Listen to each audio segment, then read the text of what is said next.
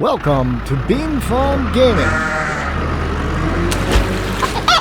And this is our review of the game Maneater.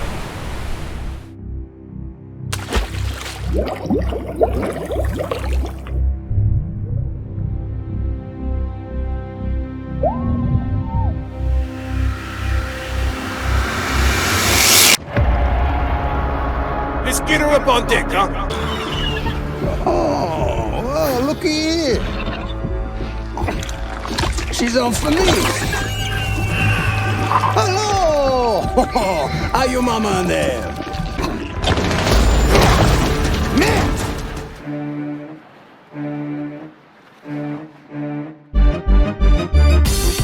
All jokes aside, Maneater is an action role-playing game developed and published by Tripwire Interactive. It already sits at a somewhat reduced price of $39.99, but has already hit some weekly discounts that brought its price down to $19.99. $20? No, I said $19.99, and that's the cat's meow. The game was released on May 22nd last year for the PlayStation 4 and Xbox One. An enhanced version was later released in November for the Xbox Series X and the PlayStation 5. And it will be released on the Nintendo Switch later this year. You start out the game as a baby shark. Baby shark, do-do-do-do-do. A baby bull shark. Bull shark.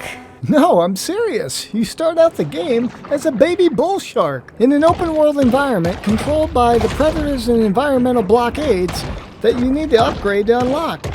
Upgrades are earned by spending materials gathered by eating sea life, but we'll cover that later.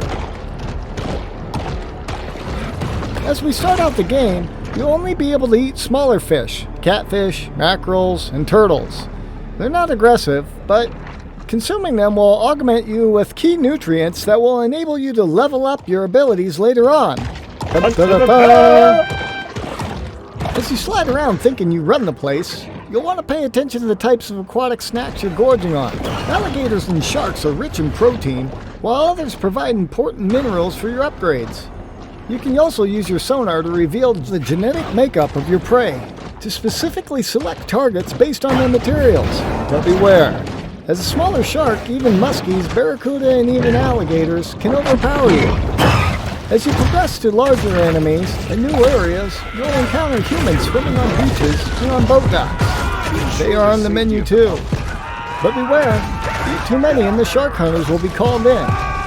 Besides eating fish, be on the lookout for 3 different collectibles in the form of landmarks, these stupid underwater road signs. Remember, when planning a cemetery, try to avoid high-risk coastal areas. Magical license plates that float in the air for some unknown reason. And these underwater cooler ice justices looking things. They're filled with multitudes of nutrients that help you upgrade your shark faster. The shark uses lipids from high-fat fare like this to help fuel her reign of terror. As you make your way around the map, you'll also find these glowing power cables leading into caves. These caves are referred to as grottos, where you can upgrade your abilities. The peace of the grotto enables the shark to approach the world with greater confidence and effectiveness. Finding these grottos on your map will unlock different evolutions for your shark body. The ability to evolve and swap out upgrades and choose your layouts helps your shark eventually become OP. Using the right set of jaws, fins, body, and tail setups may just be what you need to overpower your next predator. In your menu system, you can also check on different objectives to complete. There are several objectives in each new map area, and they reward your shark with piles of nutrients just for completing them.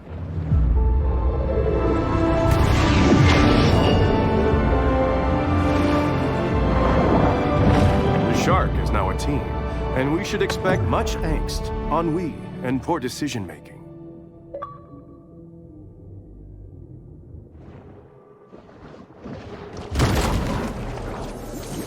I have one of those new pop-up tub stoppers at home, and let me tell you, those things are just a magnet for hair and debris.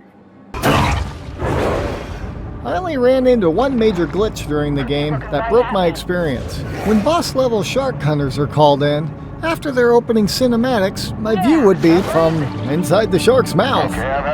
While funny at first, Another shark hunt. I did not enjoy quitting out of my game, loading it back up, just to work my way back up to the boss fight.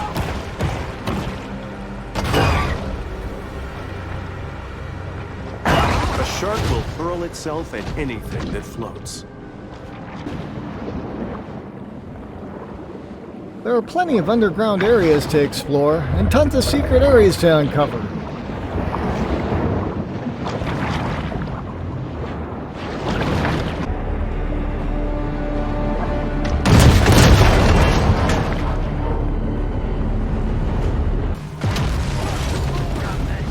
The encounters with shark hunters started out amusing, but quickly grew tiresome when having to build myself up to a variety level of 9 or 10. Although these boss encounters are completely self-paced, you do have to get through all 10 or so boss level characters before you can finally go head-to-head with Stinky Pete. The multi-million-dollar menace, Mama Maybeth. Ooh, yapple zapple. Nice! Oh, sweet! Boss level shark hunter. Time to glitch. What I really love is to hit a glitch right at this point and restart my game, losing all level progress. Initially, a remote fishing Said by no one. state and county Ever. authorities paid scant attention to Port Clovis, allowing it to become a Humans won't be the only threat to you in Manhunter. You also fight against other aquatic wildlife, like the notorious alligator, giant squids and killer whales, hammerhead mako, and even the great white shark. There are also apex predators in each region that acts as sort of a boss level fight. During the 12 hours I spent with Maneater, I found the gameplay to be slow-paced and enjoyable. The control scheme seemed second nature to me, and the general playability was pretty well self-paced. This made for some pretty comical experiences.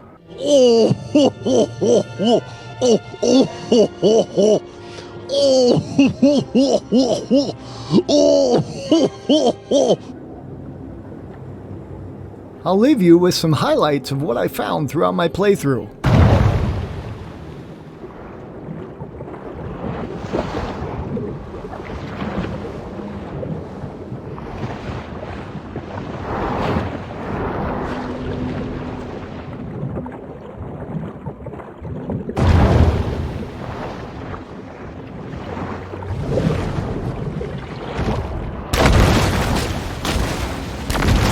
An enormous portion of the shark's brain real estate is dedicated to smell.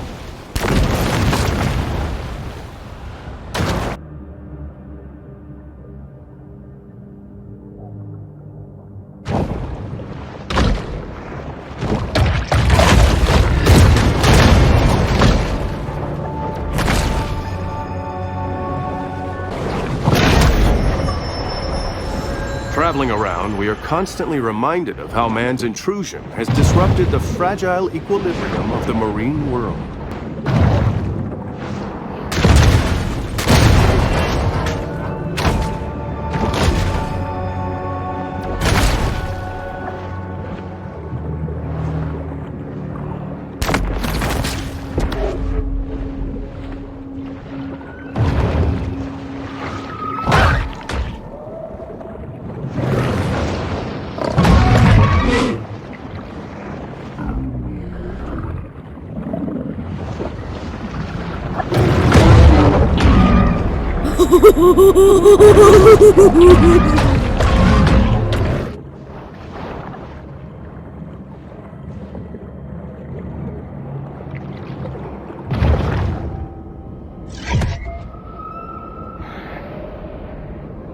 He looking like a bean.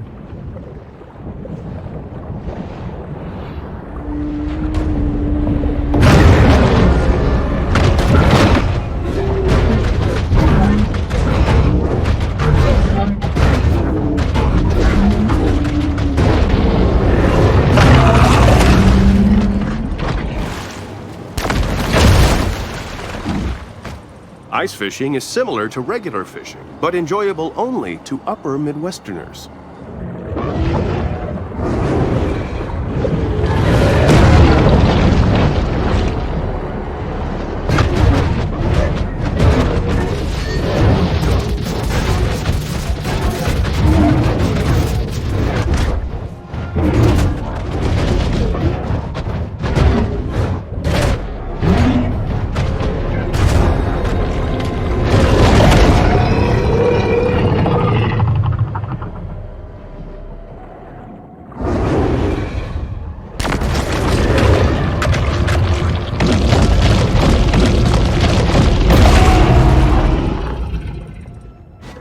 In your menu, you'll find a map detailing all the collectible and quest locations. So honestly, it's just a game of seek and destroy.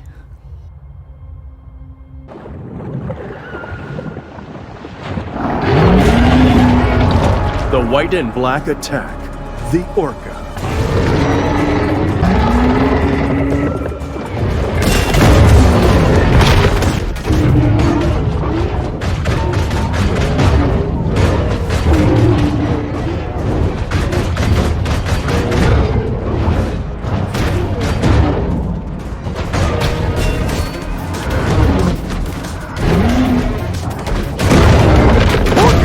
Once the featured attraction at marine mammal parks, now have a new favorite trick, killing things.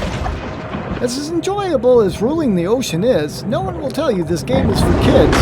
Punkhead sharks will always mess with you. They must be made to suffer.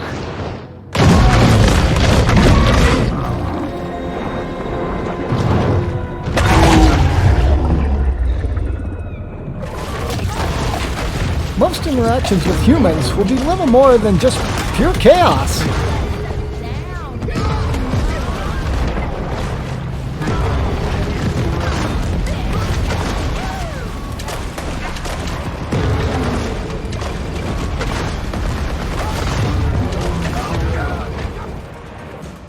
I did most of my playthrough on the Xbox Series X, which allowed me to play the enhanced version at 4K 120 with ray tracing and lightning fast load times, which really didn't help my enjoyment level. Unfortunately, you only see it at the 4K 60 in my videos. What can I say? Take what you can get.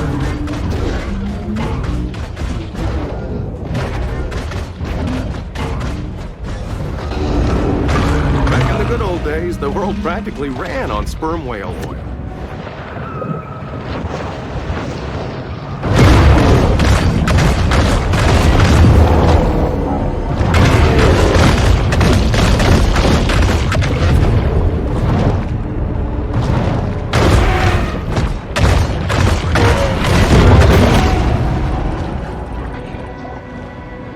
Now, are there any games that do this better?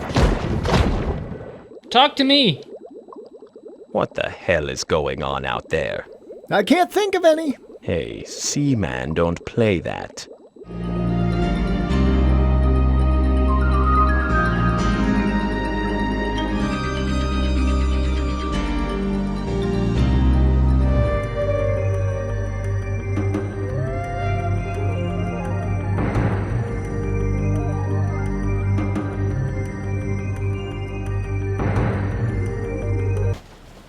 Yeah, this is just like Echo the Dolphin. Woohoo!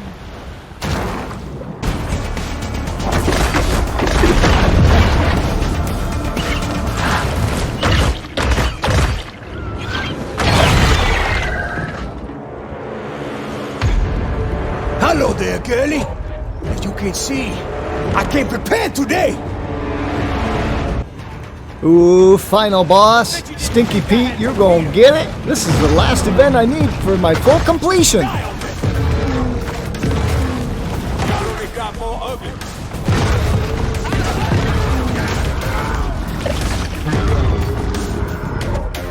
Need reinforcements. Don't drag ass now.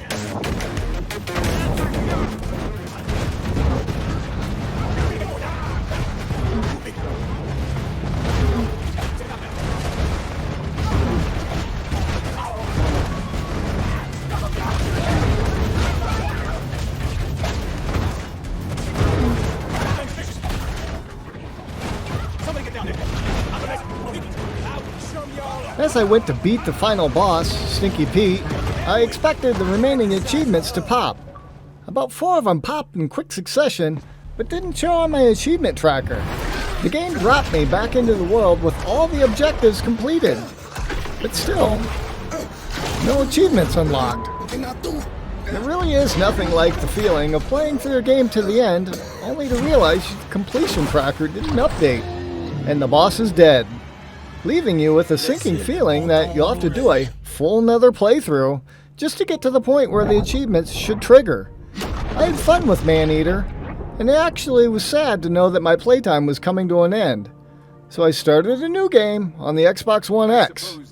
For after about an hour of playtime, I rechecked my achievement tracker, only to find the full completion had tracked and popped silently. I guess the achievements had ghost popped on the Series X, and still, 24 hours later, wasn't even shown on the achievement tracker. Overall, I really enjoyed my time with Maneater, even though the 2 major glitches gave me issues. If Tripwire ever decides to make a second game, I'll be there day 1. Therefore, we're throwing it 4.5 beans out of 5.